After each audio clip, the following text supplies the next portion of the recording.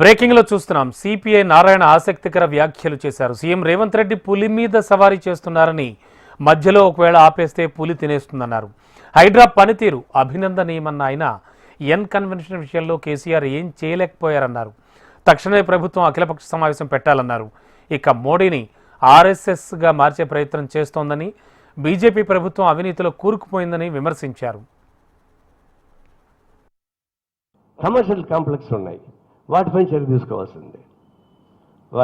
తీసుకోవాల్సిందే.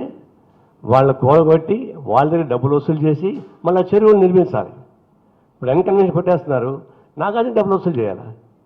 రోజుకు 50 లక్షలు సంపాదించేవాడు, అదే డబ్బులు వసూలు చేయాలి. ఆ చెరువును తయారు చేయాలి, చుట్టూ చెట్లు పెట్టాలి, వాటర్ పడి తయారు చేయాల్సిందే. ఎక్కడికక్కడ చర్యలు తీసుకోమని చెప్పి మేము కోరుతున్నాం. ఇప్పుడు రేవంత్ రెడ్డి పులి మీద సవారు చేస్తున్నాడు. పులి మీద సవారు చేస్తే మధ్య దిగేస్తే పులి తినేస్తుంది.